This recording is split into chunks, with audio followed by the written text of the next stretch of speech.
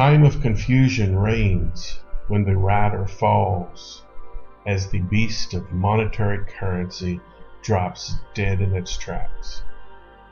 The world population is paralyzed with fear as the drumbeat of financial tragedy reverberates throughout the land. The biblical seals are broken. Disaster reeks upon the face of the earth.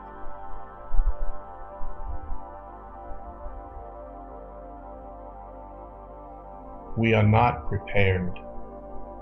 The worldwide monetary system has just collapsed, and the leadership's attention is on only how to revive the long-suffering and now dead economic beast. No one knows what is next. When the hammer of collapse has fallen and people panic in the streets, how can we alter overnight from monetary regulation of commerce to a worldwide community of mutual support? We are simply not ready. This scenario could happen anytime without a day's notice. There must be a plan ready and known to the public to prepare for such a day. There must be public debate of what to expect and how to cope with the changes. There will be strong resistance to simply discussing the subject. The wealthy are also the powerful, and the powerful does not want to hear any nonsense about how this world of power and privilege could evaporate overnight. It is totally unthinkable, and any talk about it could make the possibility real. The rich and powerful will take every measure to prevent the discussion, even if it means potential disaster, destruction, and death to an overwhelmed and unprepared population. However, we can be ready as a society, ready for the change and mentally prepared to do what is necessary for the well-being of our fellow human beings and to mitigate the lashes of the broken seals. The key is to have a plan in effect should the day arrive. I call upon the media of the world to open and examine the issue, discuss its pros and cons, so when the day comes, we step carefully and surely into the new world. We do not need to hide in fear in an underground bunker with guns and a stockpile of goods and materials. Without preparedness, we will see the great horde of goods that will bring on starvation and death of millions. We owe it to society to show a pathway and prepare for a new world order, an order of life and the pursuit of happiness instead of death and unforgiving misery. Examples like the following can alleviate the fear and destruction of unpreparedness. Day one of this new world should be much like the last days of the dollar economy. The truck driver continues his labor. The school teacher continues to prepare for the next class. The children continue their schooling just as it was the day before.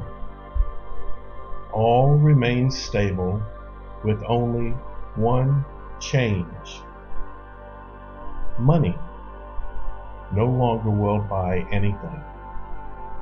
The rich and the poor are now equals in this new world. The philosophy of money accumulation for security and superiority is replaced by the golden rule: do unto others as you would have them do unto you. In the beginning of this new world, we will have some adjustments. The knowledge and plans of these adjustments must be made known to the public. The world of doing continues as before. Many occupations continue, and the energy to fuel our transportation continues. The stores remain stocked as before, and our homes remain electrified, and our communications remain intact. The workforce that keeps it going continues, and improvement in infrastructure increases with the vast new network of people looking for their place to be part of this new society. No one needs to be unemployed ever again. Your employment is to do whatever you can to make life of others better. Your employment is, what can I do today to help? Your employment is to join others to accomplish large tasks, or employ yourself to help a neighbor. All is possible, and all will be good, as the new society lifts its head and steps confidently into the future, without the fear of losing your home or having food for your family. Remember, you no longer need financial support, so anything you can imagine, you can attempt to accomplish. In the beginning, the goal is simple: keep us all safe from harm. Keep us informed when there is a need for service to maintain and build infrastructure needed by all. As time passes, we will soon discover ways to improve each of our lives, even well beyond that prior to the great crash. We will discover creative ways to make our life and the lives of others happier. There will be no right way or wrong way. It is the discovery way. No one needs to judge the doings of others. We will simply keep ourselves from harm. Community police departments will stay their post. Others who want to help are trained, and our security grows stronger.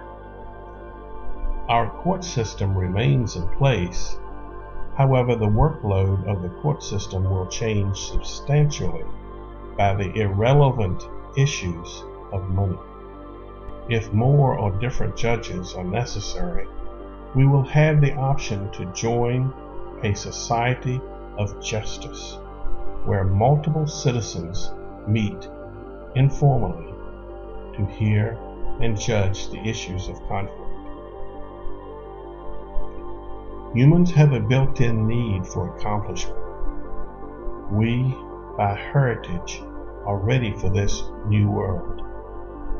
There is nothing standing in our way to begin. Imagine, do, and the world will run smoother than ever before. Simply do something, anything that will make life easier and more enjoyable for others. Your reward is the reward of every individual or family, a home, and food and fuel needed for survival. Materialism, such as jewelry and collections of all kinds, will in time be part of museums, as future generations adopt the philosophy of having no more than necessary, as the mutual society gains standards of living not imagined today. our tech boom is only an infant with untold possibilities. Multiple homes are not necessary. Technology will make it possible to exchange housing. We will have at our beck and call knowledge of any unclaimed housing anywhere in the world. Even transportation may not be necessary in our virtual world of technology. We can be anywhere in the world and beyond from our living room sofa. The fruit of the tree is heavily laden with possibilities. Real material possessions in our hands may become unnecessary. There will be many who find their old occupation irrelevant in this new age. Bankers, accountants, insurance professionals, and stockbrokers will be among the first occupations to become non-existent. These workers will find a world of synergistic things to do and even specialize in one of many fields to help the new society lift itself up from its shoestrings and reboot a new way of life, a new way of serving.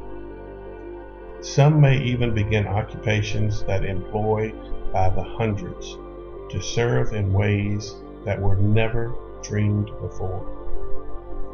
There will be no wealthy, there will be no poor. Our dedication is to us all.